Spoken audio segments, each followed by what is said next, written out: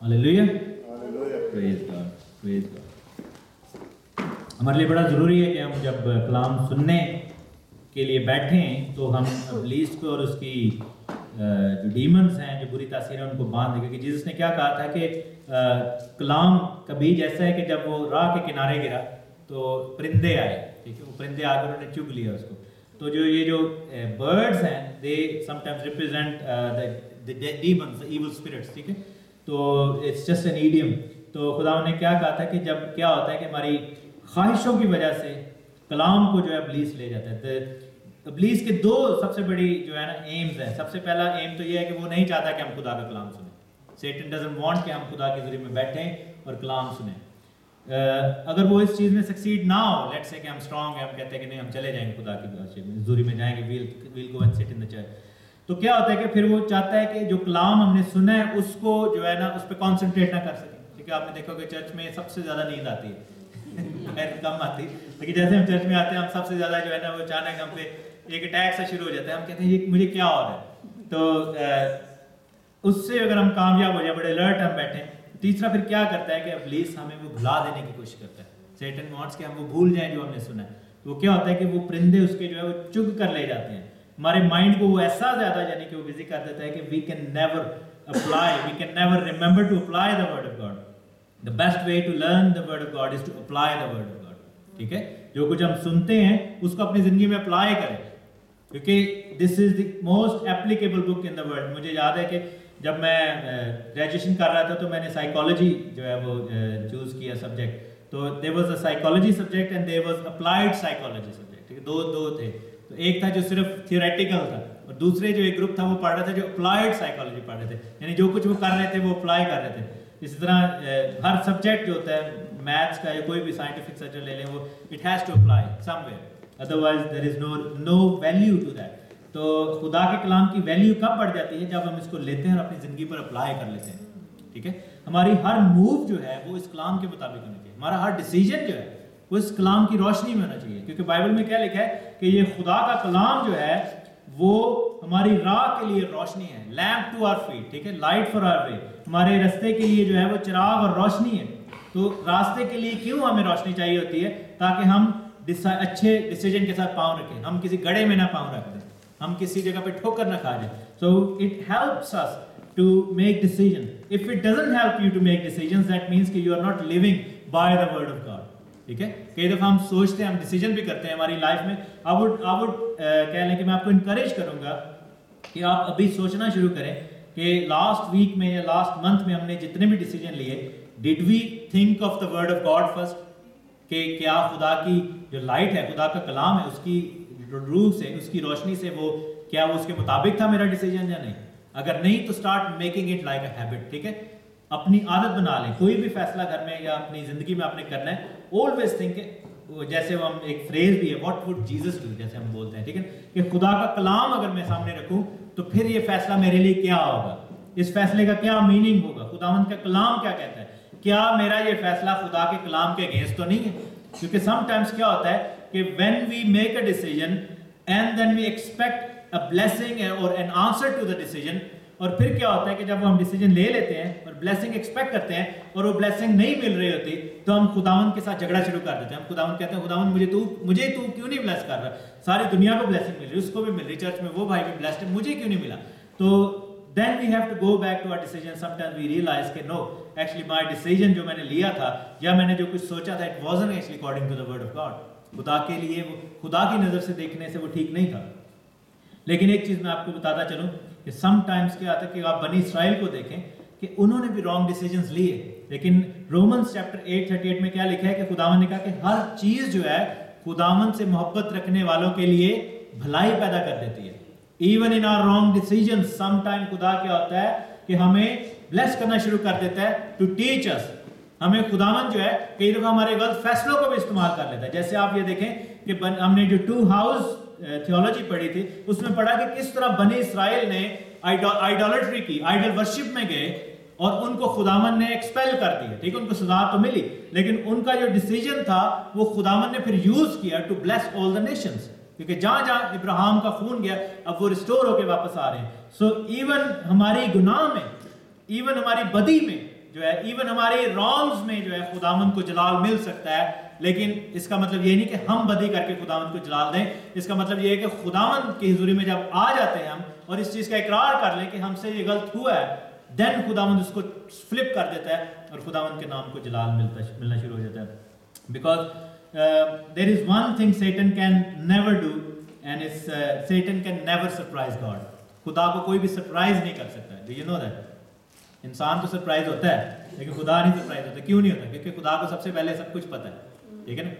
The only person in the whole universe which can not be surprised is God himself, ठीक है, जिसको कोई भू नहीं कर सकता। यानी कि हम खड़े होते हैं ना, पिछवा के कहते ओए इंज करते, बंदा हिल जाता है, बंदा कहते यार मैंने पता ही नहीं लगा, लेकिन खुदा को ऐसे करने लगेंगे, खुदा आपको हक कर लेगा, ठीक है।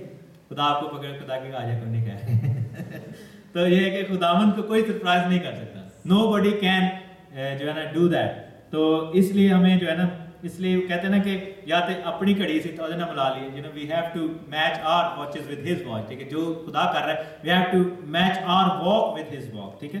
तो अगर ऐसा करेंगे तो फिर हम भी सरप्राइज नहीं होंगे, क्योंकि खुदावंद के कलाम में लिखा है, एमस की किताब में लिखा है कि वो वक्त आने से पहले जो है अपने नबियों को, अपने लोगों को बातें बता देता है, ठीक है। पढ़ना है ये वाला, लेट्स गो टू एमस।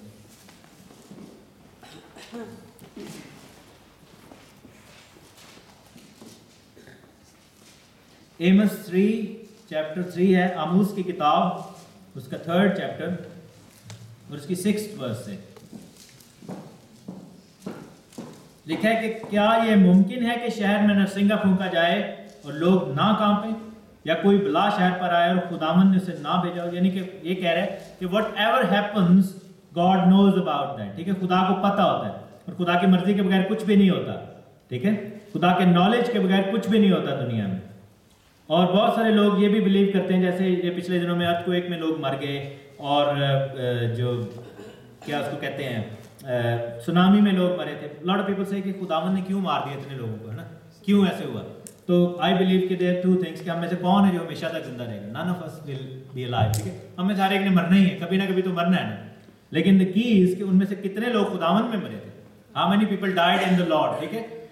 और एक और चीज भी आप याद रखें कि उनमें से 100% लोग जितने भी मरे थे, 100% उन सबको जो है गॉस्पेल जो है वो प्रीच की हुई होगी कभी ना कभी, क्योंकि nobody on this face of this earth dies without hearing the gospel. Do you know that?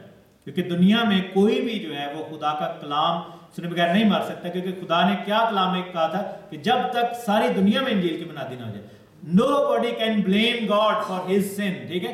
कोई भी ये नहीं कह सकता खुदा को कि मुझे किसी ने नहीं बताया था साल्वेशन के बारे में, मुझे नहीं किसी ने बोला था, चाहे वो जिंदगी में एक ही दफा क्यों ना उसको प्रेजेंट की गई हो gospel, but the gospel has been presented to every single person once at least. तो ये है कि उनमें से कोई भी ऐसा नहीं था जिसको गॉस्पेल प्रेजेंट नहीं की गई थी। हाँ, उनमें 2 तरह के लोग मरे थे, वो लोग जिन्होंने गॉस्पेल को सुना, एक्सेप्ट किया, and they died as believers and their destination is in the kingdom of God, ठीक है। लेकिन they were other people as well, जो second type of people थे, वो ये था कि जिन्होंने सुना and they rejected, and then obviously nobody is here to live forever anyway, ठीक है। अगर उसमें ना मरते, हो सकता है 5 साल बाद मर जाते। Do you believe कि जब लाजरस को खुदा ने जिंदा किया था तो did he stay alive forever? नहीं, कुछ सालों बाद मार ही गया था। लेकिन मेन मकसद ये है कि चाहे वो जिंदगी हो चाहे वो मौत हो, हमारी जिंदगी और मौत दोनों से खुदा के नाम को जलाल मिलना चाहिए, ठीक है। इफ वी आर अलाइव, जैसे पौलुस कहता है कि मैं मेरे लिए जिंदा होना मसीह है, मरना मेरे लिए नफा है। यानी कि जिंदा होना, if I am alive this is for Christ, and if I die ये मेरे लिए जो नफा है, ये मेरे लिए कह लें कि उससे बढ़कर है, ये मेरे लिए मसीह है। It's like to be with the Lord, और we look forward to die, actually we look forward to go away from this world. इस दुनिया में रह के इतनी मुश्किलां देख पाए कि इस बेहतर है कि हम खुदावंद की ज़ुरी में चले जाएं। लेकिन आमोस क्या कहता है एमस चैप्टर 3 वर्स 7 में, यकीनन खुदावंद खुदा कुछ नहीं करता जब तक अपना भेद अपने खिदमत गुजार नबियों पर पहले आश्कारा ना करे। So you have to come to that point in your lives कि जैसे खुदा को कोई सरप्राइज नहीं कर सकता, इंसान को भी कोई सरप्राइज नहीं कर सकता, एज लॉन्ग एज हम खुदा के साथ चल रहे हैं, ठीक है। दुनिया में 2 तरह के लोग होंगे। एक तरह के लोग वो होंगे जिन पर यीशु मसीह का आना किस्त की मानद होगा। यीशु ने क्या कहा था कि वो दिन तुम्हारे ऊपर कैसे आ जाएगा? चोर की तरह आ जाएगा, ऐसे लिखा है ना। मेरे साथ देखें थेसलोनियंस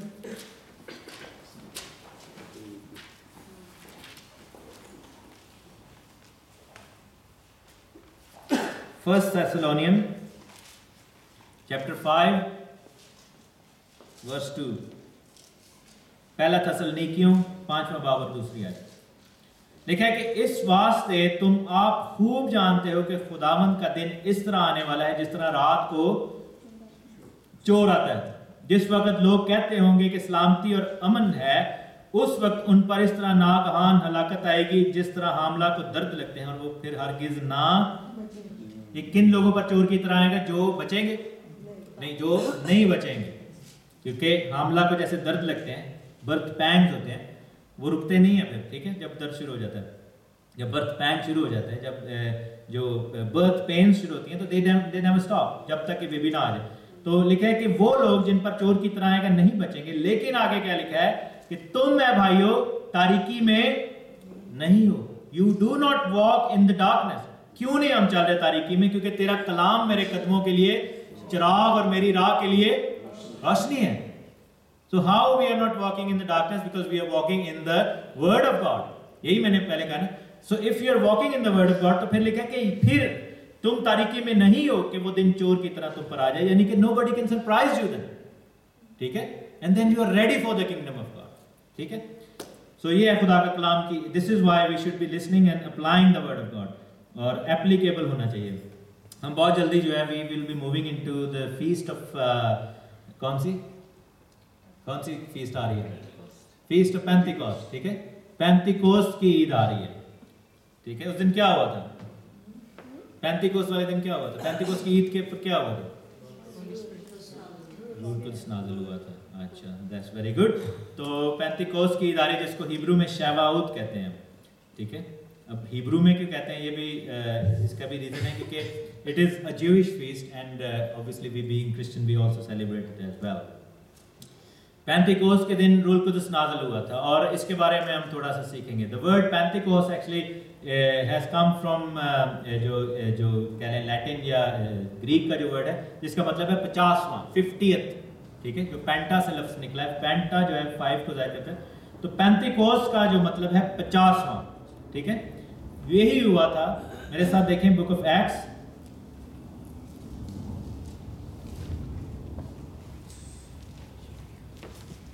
उसका चैप्टर 1 वर्स 2।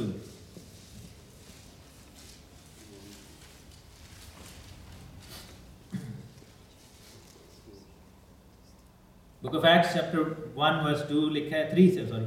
उसने दुख सहने के बाद बहुत से सबूतों से, यानी बहुत सारे प्रूफ्स के साथ साबित किया अपने आप को उन पर जिंदा जाहिर किया। चुनाचे वो कितने दिन तक उनको नजर आता रहा? 40 दिन तक उनको नजर आता रहा और खुदा की बादशाही की बातें करता रहा। So on the 40th day what happened was, जब 40 दिन पूरे हुए तो 40वें दिन खुदावंद ने क्या किया? खुदावंद आसमान पर चले गए। यसुम मसीह आसमान पर गए, क्योंकि आगे थोड़ी देर में लिखा है कि वो जब 40 दिन हो गए उसने उनको जमा किया और उनको लेकर जो है वो पहाड़ पर गए थे। कौन से पहाड़ पर गए थे? माउंट ऑफ ऑलिव्स पे गए थे। माउंट ऑफ ऑलिव्स के ऊपर खड़े थे खुदावंद यीशु मसीह जब ऊपर गए। एक और थोड़ी प्रॉब्लम है, बहुत सारे लोग ये कहते हैं कि एक मुस्लिम भाई ने भी सवाल किया था कि there is a problem in the Bible, contradiction है।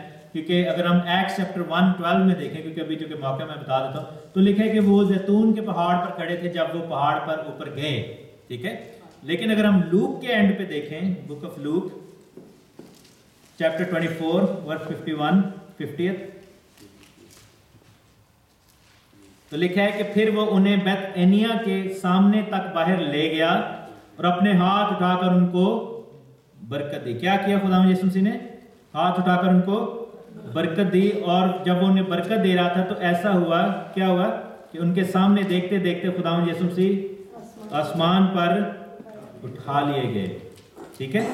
तो लोग ये कहते हैं कि यीशु मसीह जो है जब वो आसमान पर उठा लिए गए तो क्या वो बेतएनिया में खड़े थे या वो माउंट ऑफ ऑलिव्स पे खड़े थे? ये जो ना प्रॉब्लम है, लोगों को ये नहीं पता। Lot of people who do not know Israel, जो उनका मैप जो उनको नहीं पता, बेतएनिया जो है वो यरूशलेम का बॉर्डरिंग जो है वो टाउन है, ठीक है। तो जब हम बेतएनिया की बॉर्डर पे खड़े होते हैं, राइट एट द बॉर्डर, तो we are actually standing next और on top of the Mount of Olives, ठीक है। तो क्या होता है कि लिखा है कि बेत एनिया के सामने तक बाहर ले गए, क्योंकि बेत एनिया क्या था, वहां पर कौन रहता था, जिसका भी मैंने थोड़ी देर पहले जिक्र किया था, वहां पर लाजर रहता था। लाजर उसकी दो बहनें रहती थी बेतनिया में, ठीक है। उनकी बहनों के क्या नाम थे, मरियम और मार्था। और लाजर को खुदावन ने कहां पर जिंदा किया था, बेतनिया में, पहाड़ के गार में उसको रखा हुआ था, माउंट ऑफ ऑलिव्स की बेस में जो है वो उसको दफन किया था। आज भी जब इसराइल में जाएं तो माउंट ऑफ ऑलिव्स के पास खड़े हो तो वहां पर आपको एक चीज बहुत वाफर तादाद में मिलेगी। व्हाट इज दैट, कब्रें ही कब्रें नजर आएंगी। You know that mount of olives की कभी भी आप फोटो देखें तो आपको कब्रें नजर आएंगी बहुत सारी। वो क्यों नजर आती हैं कि पीपल बिलीव कि Messiah will come on Mount of Olives, as book of Zechariah says in chapter 14 कि Messiah will come on Mount of Olives. उसके पांव जब टच करेंगे तो माउंट ऑफ ऑलिव्स जो है वो खुल जाएगा। तो क्या है कि आजकल भी यहूदी लोग जो अमीर हैं वो क्या करते हैं, they want to have the front row seat at the coming of Jesus Christ, so they are getting like वो बरीड होते हैं at the bottom of Mount of Olives, ठीक है। और मरियम, मार्था और लाजर जो थे वो बड़े अमीर लोग थे। Do you know that?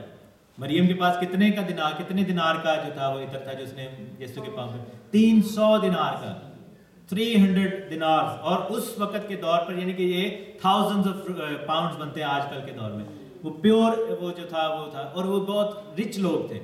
और बाइबल में जैसे लिखा है कि दुल्हनें जो थी वो तैयार करती थी अपने लिए ताकि वो ब्यूटिफिकेशन के काम आ सके, और जितने जिसके पास ज्यादा होता था उतना ही रिच वो दुल्हन समझी जाती थी। सो ये है कि दिनार, इतने दिनार का उसने, तो वो रिच लोग थे। और उसकी कब्र जो थी लाजर की वो माउंट ऑफ ऑलिव्स के बॉटम पे थी, जहां पर बेथ एनिया जो है उसकी बाउंड्री है। सो ये दोनों आयतें ठीक है, Paul is not making a mistake here, both verses are same, यानी कि लेकिन वो ये बस ये कह रहे हैं कि एक ही जगह को वो दो नामों से पुकार रहा है, because it was called Bethania as well. तो ये है कि क्या हुआ कि यीशु मसीह 40 दिन तक उनको नजर आए, और फिर यीशु मसीह ने उनको क्या कहा था कि तुम जो है वो यरूशलेम में बैठे रहना, और जब तक वो वादा पूरा ना हो जाए। कौन सा वादा पूरा करना था खुदा ने? मददगार भेजने का, जो यीशु मसीह ने वादा किया उनसे कि मैं जाऊंगा और तुम्हारे लिए एक मददगार भेजूंगा, जो कि खुदा का रूह है, ठीक है।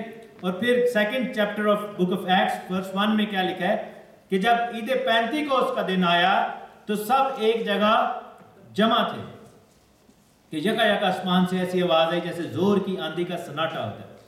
इससे सारा घर जहां वो बैठे हुए थे गूंज गया, और लिखे कि उन्हें आग के शोला की फटती हुई जुबानें दिखाई दी। They saw the tongues of fire, ठीक है। और सब ने गैर जुबानों में दुआ की, सब ने जो है खुदावंद की हुजूरी में बोलना शुरू कर दिया, और उनको वहां पर जुबानें और जुबानों का तर्जमा दोनों नेमतें वहां पर मिली। रूह की कितनी नेमतें हैं? खुदावंद के पाक रूह की कितनी नेमतें हैं? आज टेस्ट वाला 9 है। कौन कौन सी हैं? सवाल बदल जाएंगे। कहां पे लिखा है ये? 1 Corinthians चैप्टर 12 में लिखा है, मेरे साथ देखें। 1 Corinthians chapter 12, the gifts of the spirit, जो यहां पर, क्योंकि आई बिलीव कि जब एक्ट्स चैप्टर 2 में हुए वहां पर सारे gift at one time work कर रहे थे, ठीक है।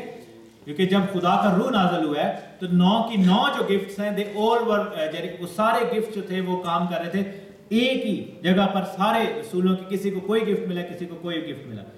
लिखा है chapter 12 of 1 Corinthians chapter 12 verse 4, नेमतें तो तरह तरह की हैं मगर रूह एक ही है, खिदमतें भी तरह तरह की हैं मगर खुदावंद एक ही है, तासीरें भी तरह तरह की हैं मगर खुदा एक है जो सब में हर तरह का असर पैदा करता है। लेकिन हर शख्स में रूह का ज़हूर फायदा पहुंचाने के लिए होता है। किसके लिए होता है?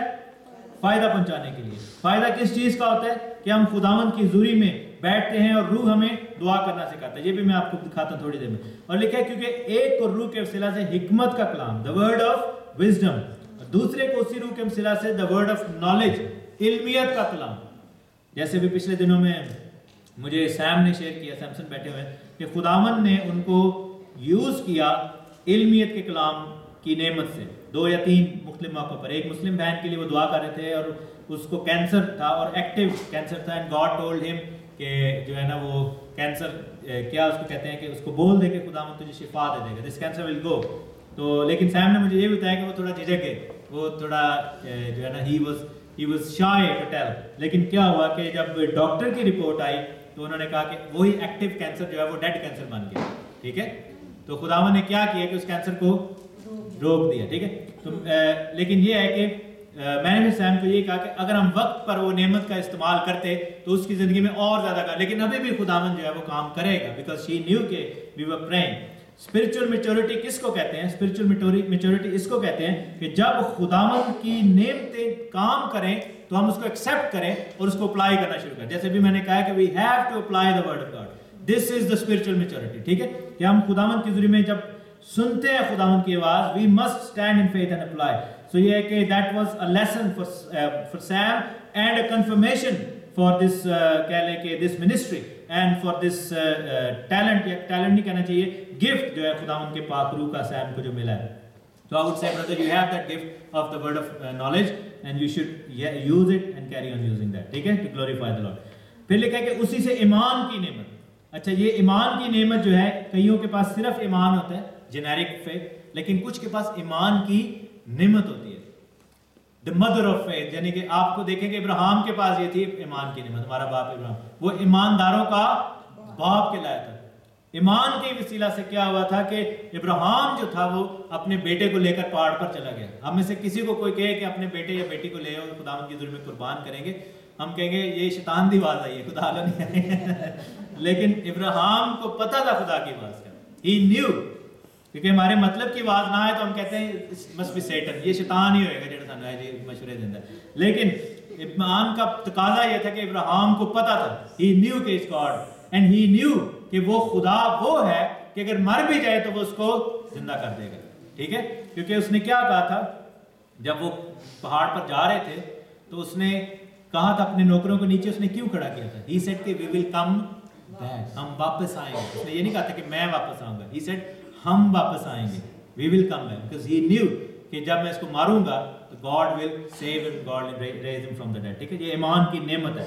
फिर लिखा है कि किसी को शिफा देने की तौफीक, हर एक के पास शिफा की भी तौफीक नहीं है, इसलिए हर एक से हाथ भी नहीं रखवाने चाहिए हमें, ठीक है।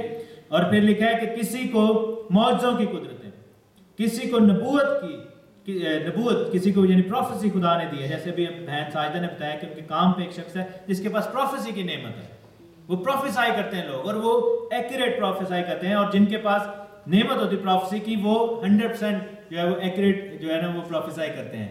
हमारे पाकिस्तान में एक दोस्त है, मुझे कहते हैं, वो एक दिन कह रहे कि मेरे पास नबूवत की नेमत है। मैंने कहा अच्छा, बहुत अच्छी बात है। तो कहते हैं जी मेरी प्रोफेसी जो है 99% ठीक होती है। तो मैंने कहा फिर आपके पास नहीं है, you are a false prophet, because जो असल प्रॉफिट होता है वो 100% ठीक होता है, वो 99% ठीक नहीं होता, because prophecy doesn't come from human, prophecy comes from the Lord God himself, ठीक है। रूल कुदस से आती है, तो रूल कुदस कितने % ठीक होता है? 100% ठीक होता है। So if it is from the Lord it has to be correct all the way, ठीक है। ऐ नहीं कि 99% ठीक है और 1% कभी कभी बीच में तुक्का भी लगा लेते हैं, that is wrong, because then you are not a prophet, you are just trying to calculate in your mind, और अपने माइंड में बना के आप पेश कर रहे हैं। कई दफा जैसे वो लग गई बात, लग गई नहीं तो कोई बात नहीं, कहते हैं दुआ जारी रखें, please carry on praying, it will happen one day, तो वो तो हो ही जाना। लेकिन जो प्रॉफिट होता है वो आने वाली चीजों की खबर देता है, ठीक है। अच्छा, किसी को रूहों के इम्तियाज की नेमत जो है, द डिसर्नमेंट ऑफ स्पिरिट्स, ठीक है। शिकायना के पास ये नेमत है, आई नो दैट, क्योंकि शिकायना बंदे को देख के जारी कर लेती। तो and I have the spirit this blessing as well, which शिकायना थिंक्स आई डोंट। कहते आपको पता नहीं चलता लोगों का। लेकिन रूहों के इम्तियाज की नेमत ये होती है कि डिसर्नमेंट ऑफ स्पिरिट, कि when you walk into a place you can discern the spirit, कि किस स्पिरिट का वहाँ पर होल्ड है, ठीक है। इस चीज़ का वर्ड ऑफ नॉलेज की भी खुदा मुझे यूज़ करता है।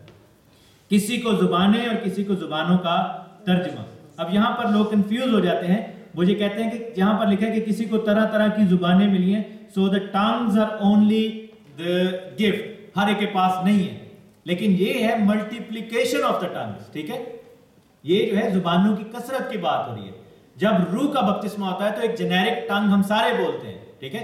जैसे एक बच्चा जब बोलना शुरू करता है तो वो कुछ अल्फाज बोलता है। आप देखेंगे बहुत सारे लोग when they speak in tongues they only speak few words, ठीक है, and they never get like they never grow into like so many tongues, ठीक है। वो बोलते रहते हैं क्योंकि उनके पास गिफ्ट ऑफ टंग्स नहीं है, they have the sign of tongues, ठीक है। There is a difference between the sign of tongues, जो कि रूह कुदस जब मिलता है तो हर एक को मिलती है, रूह का बपतिस्मा जब होता है तो जुबानें बोलते हैं लोग, लेकिन it multiplies as you grow in the Lord, ठीक है। बच्चा जैसे अभी मोमो जो है जब वो बात करता है, ये मोजेस, तो वो कहता है ता, ता, ता, ता, वैसे इतना बात करता है, लेकिन एक टाइम आएगा जब वो बड़ा हो जाएगा और वो ज्यादा बातें करेगा, फिर वो एक टाइम आएगा जब मैं खोल के कलाम सुना रहा हूँ सुनाएगा, ठीक है। लेकिन I can speak so many tongues when I'm praying in tongues. I speak so many different tongues, and sometimes it changes, totally different. One day I might be praying in Tamil, and next day I might be praying in Telugu.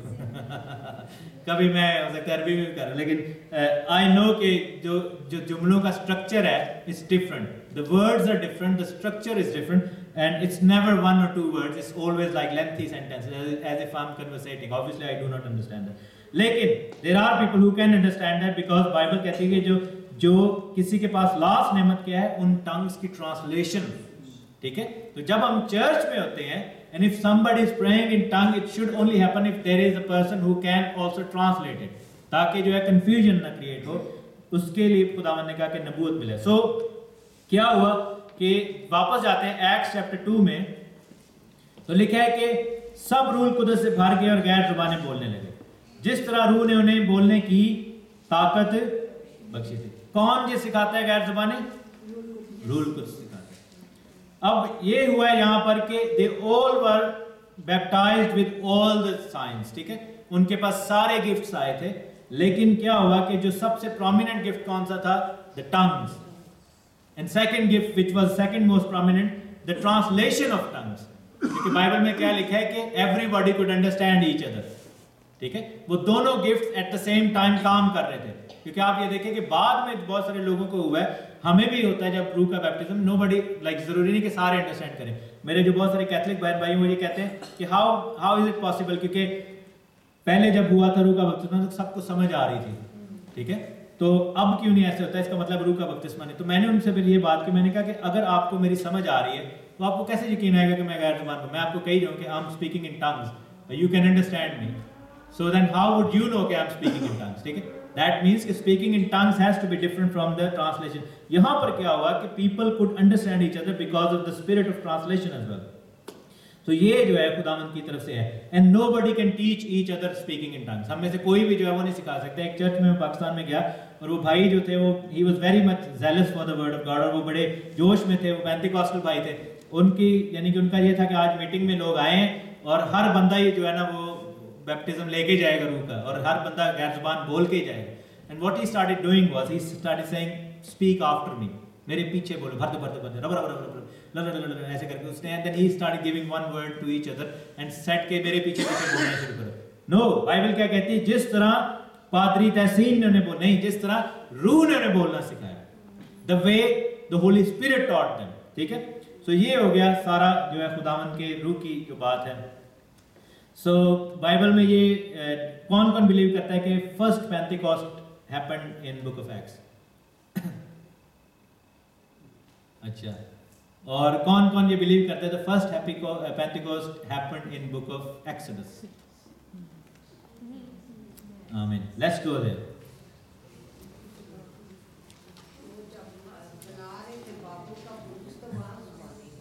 वो भी उस पे भी आते हैं। खरूज की किताब उसका 19वां बाब, कूच की किताब हिंदी में, और एक्सोडस इन इंग्लिश, चैप्टर 19।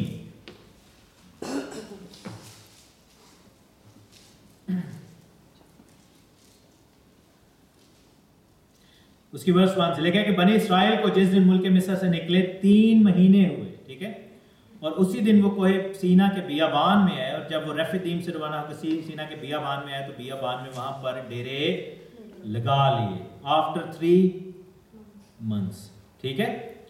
अच्छा, बुक ऑफ जाएंगे, book of Leviticus chapter 23।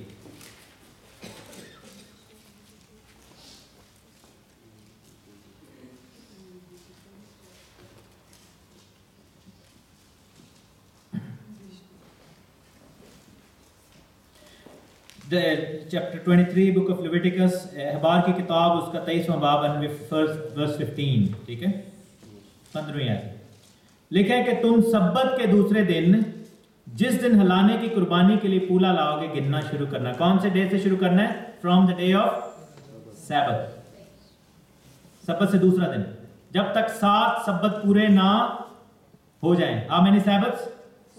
7 Sabbath. और 7वें सब्बत के दूसरे दिन कितने दिन गिन लेना? क्या लिखा है? तो पढ़े जोर से। 50 दिन गिन लेना। पेंतिकोस्त का क्या मतलब है? 50वां, 50th, ठीक है। तब तुम खुदावन के लिए नजर की नई कुर्बानी गुजराना और तुम अपने घरों में से एक एफा, और फिर वो सारा कुछ जो लिखा हुआ है whatever happened in the old testament, ठीक है, जहाँ पे कुर्बानियां लाई जाती थी एंड ऑल दैट, सारा कुछ। और क्या है कि सब्बत के दिन दूसरे दिन से, सब्बत से सेकंड डे कौन सा आता है? Sunday. What is the second day from Sabbath? Sunday. और ये कौन सा संडे था जिससे गिनना था? ये जो feast of unleavened bread and feast of Passover है, उसके बाद जो वीकली सैबत आ रहा है जो कि सैटरडे है, और संडे को जो है वो तुमने गिनना शुरू करना है। और 50th डे पे जब आओगे तो that would be the feast of Shavuot, जब 50वीं दिन की ईद है। और 50वें दिन की ईद पर क्या होगा कि तुम जो है वो आजाद हो जाओगे और तुम बरकत पाओगे, ठीक है। यीशु मसीह कितनी देर तक नजर आया था? 40 दिन। कौन से दिन से स्टार्ट किया था? सब्बत के दूसरे दिन, क्योंकि यीशु मसीह कौन से दिन जिंदा हुए थे? सब्बत वाले दिन नहीं, संडे वाले दिन, सब्बत से दूसरा दिन, यानी हफ्ते का पहला दिन। तो क्या होता था कि बनी इस्राएल जब होते थे वो क्या करते थे कि जब पास ओवर आता था, जब फीस्ट ऑफ अनलेवन्ड ब्रेड आती थी, they were used to wait until Sunday and they would start counting from Sunday next 7 weeks, जो कि 49 जो है वो डेज बनते हैं। और 50th day was always used to fall on what day? Sunday, जिसको पेंतिकोस्त संडे कहते थे, ठीक है। सो बनी इस्राएल जो थे वो पेंतिकोस्त थ्रू आउट मना रहे थे, क्योंकि that was the sign of the Messiah, ठीक है। और फिर यही हुआ कि यीशु मसीह ही died on the feast of Passover and unleavened bread, and they waited until Saturday, and then Sunday he was rose again, and from that onwards 50 days were counted। और जब वो ईद मनाने के लिए हैकल में खड़े हुए थे, they were actually standing in the temple, जब रूल कुदस नाज़िल हुआ, वहां पर हजारों लोग वहां पर खड़े हुए थे। आपको पता है, there were so many thousands of people were standing there, meeting on the feast of the Pentecost, feast of Shavuot, and none of them were Christian। वो सारे Jewish लोग थे और वहां पर हैकल के अंदर ईद मनाने के लिए आए हुए थे। And these people being Jewish as well, they also went in the temple and they were celebrating the feast of Pentecost, Shavuot, and suddenly खुदा का रूह जो है आसमान खुल गया और खुदा का रूह जो है उन पर नाज़िल होता है। लेकिन सबसे पहली पेंटिकोस्ट पर क्या हुआ था? The first ever Pentecost, what happened? हम वापस जाएंगे बुक ऑफ एक्सोडस चैप्टर 19।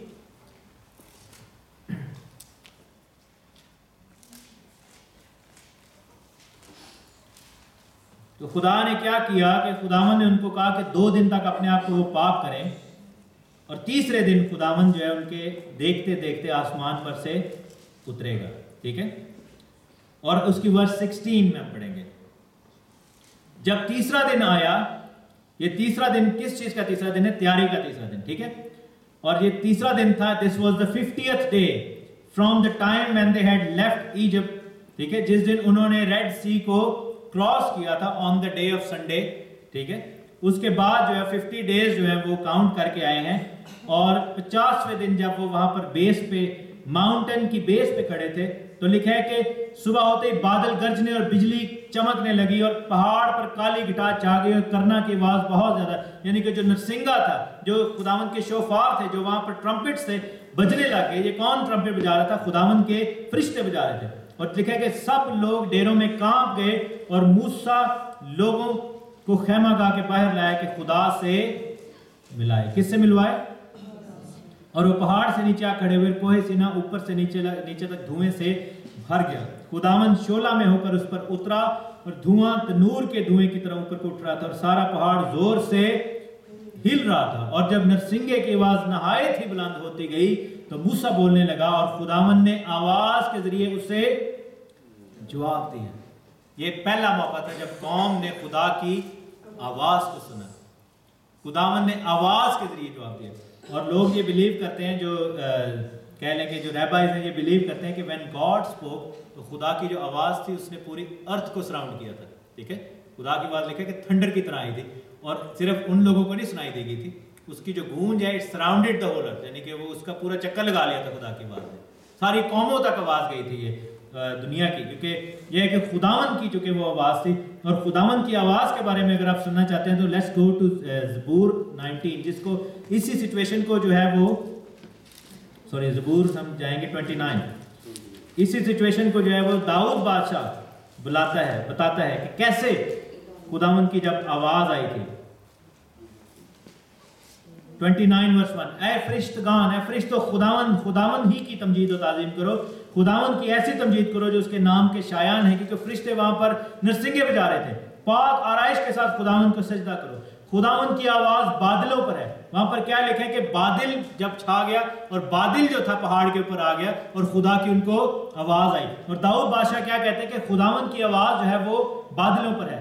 खुदावन जुल जलाल गरिश्ता है, खुदावन दिलदार बादलों पर है। खुदावन की आवाज में कुदरत है, खुदावन की आवाज में जलाल है। और फिर लिखा है कि खुदावन की आवाज देवदारों को तोड़ डालती है। खुदावन की आवाज देवदारों को टुकड़े टुकड़े कर देता है। वो उनको बछड़े की मानंद कुदाता है, लेबनान और सरियोन के जंगली बछड़े की मानंद। खुदावन की आवाज आग के शोलों को चीरती है। खुदावन की आवाज बियाबान को हिला देती है और खुदावन कादिस के बियाबान को हिला देता है। और खुदावन की आवाज से हिरनियों के हमल गिर जाते हैं और वह जंगल को बेबर्क कर देती हैं। हालेलुया। और उसकी हैकल में हर एक जलाल ही जलाल पुकारता है। खुदावन तूफान के वक्त क्या था? तख्त नशीन था, बल्कि खुदावन हमेशा तख्त नशीन है। खुदावन अपनी उम्मत को जोर बख्शेगा, अपनी ही उम्मत को सलामती देगा। कौन से बियाबान में वो खड़े हुए थे? कादिश के बियाबान में। They were standing in the wilderness of Kadesh, ठीक है। और वहां पर खुदावन की उनको आवाज आई। So the very first जब पेंटिकोस्ट, तो क्या हुआ था? खुदावन की आवाज आई थी and people heard the voice of the Lord। और जब सेकंड पेंटिकोस्ट हुआ है जो कि नए टेस्टामेंट में है, पीपल हर्ड, किनको सुना? खुदावन के लोगों ने किनको सुना? डिसाइपल्स को सुना। लेकिन किसकी आवाज सुन रहे थे? वो रूल कुदस की आवाज सुन रहे थे। They were listening to the word of God. पहली ईद वाले दिन क्या हुआ? खुदावन ने अपने हुक्मों को किस पर लिख कर दिया था? तख्तियों पर लिख कर दिया था। और दूसरी जब ईद हुई तो खुदावन का रूह नाज़िल हुआ। तो वो हुक्म फिर कब कहां पर लिखे गए? मेरे साथ देखिए 2 Corinthians chapter 3।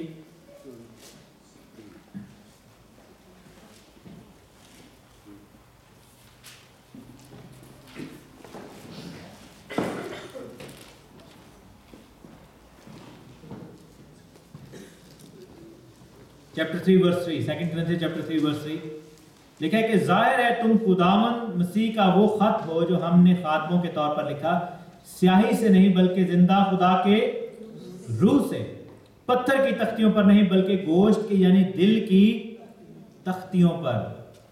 पहली तख्तियों पर किसने लिखा था? खुदावन की उंगली ने लिखा था। और वो किस चीज से बनी हुई थी?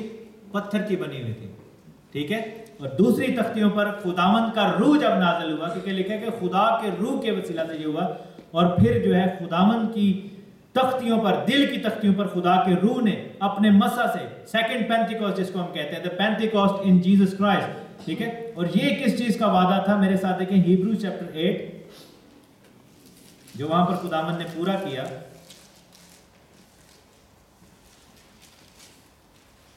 और उसकी वर्स 10, Hebrews chapter 8 verse 10, इब्रानियों 8वां बाब उसकी 10वीं आयत। फिर खुदावन फरमाता है कि जो अहद इस्राएल के घराने से उन दिनों के बाद बांधूंगा वो ये है कि मैं अपने कानून उनके ज़हन में डाल दूंगा और उनके क्या करूंगा? दिलों पर लिखूंगा। और मैं उनका खुदा हूंगा और वो मेरी उम्मत होंगे। I'll write upon their hearts, उनके दिलों के ऊपर लिख दूंगा। And I'll be their God and they'll be my people. I'll write these words on their hearts, ठीक है। तो क्या हुआ कि जब खुदा ने पहली पेंटिकोस्ट पर दिया अपना कलाम, तो वो कलाम तख्ती पर लिखा गया। दूसरी पेंटिकोस्ट पर जब दिया तो वो खुदा के रूह की हदायत से बोलते थे, कलाम बोलते थे। And they didn't need to go back and read the book, they had everything on their heart. उनके दिलों पर वो चीज लिख दी गई थी, उनके होठों पर, उनके जुबानों पर खुदावन का कलाम था। और जब वो खुदावन के कलाम को बोल रहे थे, और कलाम में लिखा है कि जब यहूदियों ने सुना तो उन्होंने क्या किया कि वो ईमान लेकर आए। और आपको पता है कि जब मूसा तख्तियां लेकर नीचे आया था, मूसा नबी जब नीचे आए थे तो व्हाट हैपेंड? नीचे क्या हो रहा था? नीचे बछड़ा बना हुआ था, ईदें मना रहे थे। नीचे आके वो डांस पार्टी चल रही थी, ठीक है। तो मूसा आया, मूसा ने क्या किया? He broke the word of God, उसने जो खुदा के कलाम को, तख्तियों को तोड़ दिया, ठीक है। और हमारी जिंदगी में भी यही हुआ कि जब खुदावन, हम देखते हैं कि जब हम पैदा हुए तो खुदा के रूह की हिदायत से हमारे ऊपर, यानी कि हम मसीह घरानों में पैदा हुए हैं, लेकिन we fell in the sin, we fell in idol worship, we fell in the worship of this false god Satan.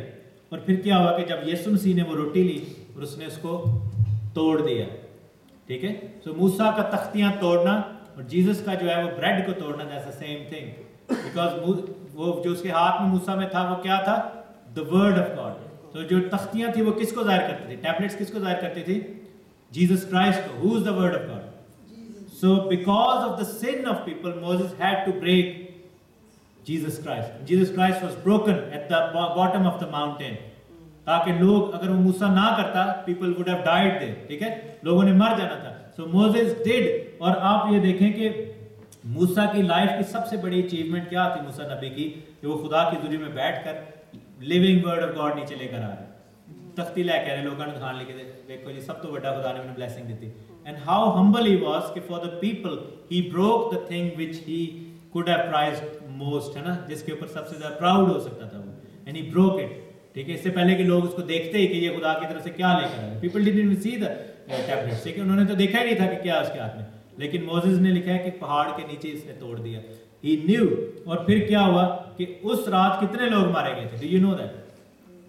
Bible ने बहुत तो मारे गए थे कितने मारे गए थे एग्जैक्टली बाइबल में लिखा है 3000 people died on that day, क्योंकि खुदावन ने क्या कहा था मोसेस ने कि whoever is with the Lord come and stand with us। और कौन सा कबीला आकर खड़ा हुआ था खुदावन के लोगों के साथ, मूसा के साथ, the tribe of Levi। लीवाई आके खड़े हुए थे and they drew their swords। और क्या हुआ कि because of the, यानी कि लोगों की नाफरमानी की वजह से, लोगों की जो है वो गुनाह की वजह से people died there, and those people who died were 3000 people who died। लेकिन जब सेकंड पेंटिकोस्ट हुआ तो बाइबल में मेरे साथ देखें बुक ऑफ एक्ट्स चैप्टर, इस तरह खुदा जो है वो रिस्टोर करता है, चैप्टर 2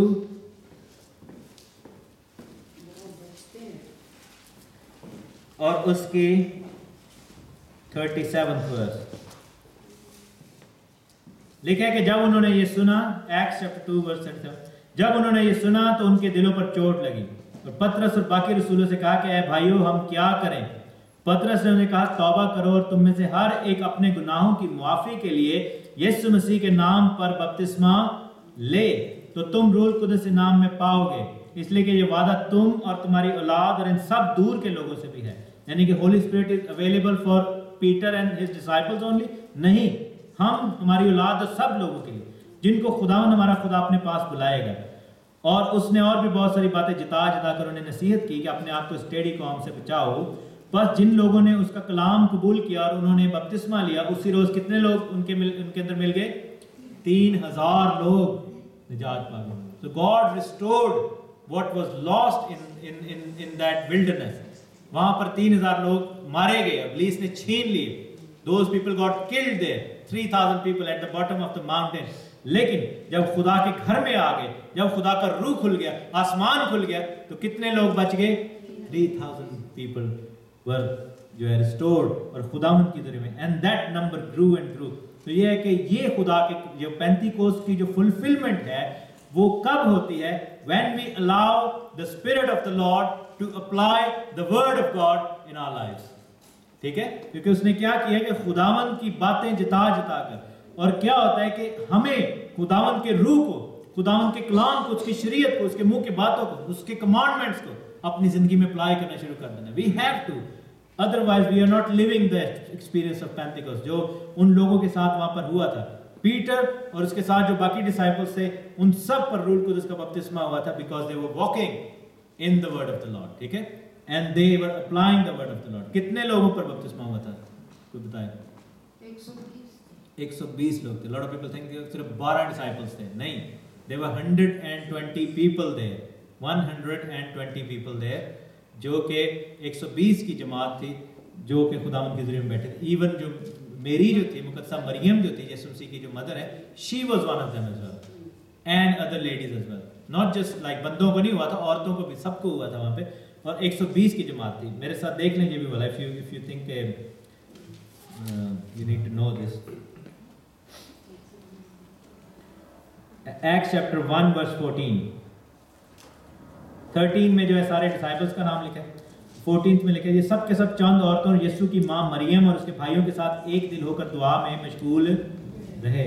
और उन्हीं दिनों पतरस भाइयों में जो तखमीनन कितने थे, 120 शख्सों की जमात थी, खड़ा होकर कहने लगा।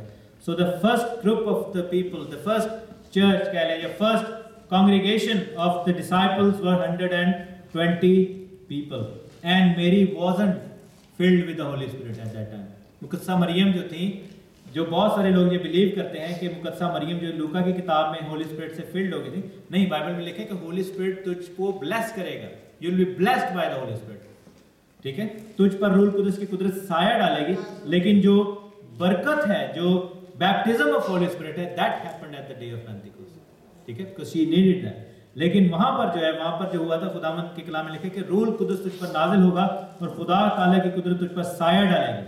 और जो बेसिकली हुआ क्या था कि that was for Jesus Christ. लेकिन ये है कि she also needed salvation, she also was part of plan, God's plan, और that also because Holy Spirit जो था डिडंट गो आउट ऑफ, बहुत से लोग ये बिलीव करते हैं कि मरियम से रूह कुदस निकलता था और लोगों को वो मिलता था, ऐसा नहीं था। It wasn't like that. She was also in the need of Holy Spirit as well, because she was a human being, not God.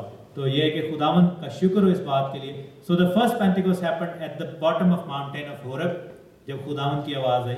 और जो later जो Pentecost है, जो कि latter rain जिसको हम कहते हैं, that happened on the mountain of, कौन सा mountain था? मोराया, ठीक है, mountain of मोराया के ऊपर हुआ था। अब आप कहेंगे ये कहाँ पे लिखा हुआ है? कहाँ पर वो खड़े हुए थे? टेंपल के अंदर ईद मनाने के लिए। टेंपल कहाँ पे बना था? मेरे साथ देखें, बुक ऑफ तवारीख की किताब देखें, book of chronicles,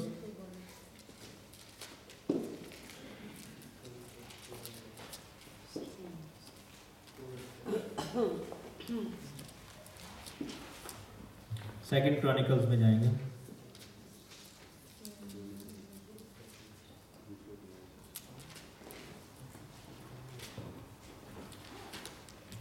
second chronicles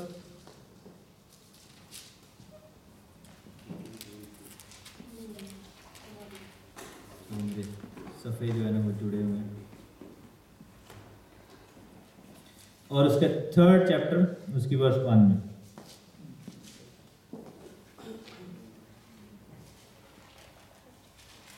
क्या लिखा है कि सुलेमान यरूशलेम में कोहे मोरिया पर, कौन से पहाड़ पर? माउंटेन ऑफ मोराया पर, जहां उसके बाप दाऊद ने रोयत देखी थी, उसी जगह जिसे दाऊद ने तैयारी करके मुकर्रर किया, यानी अर्नान यबूसी के खलियान में से खुदावंद का घर बनाने लगा।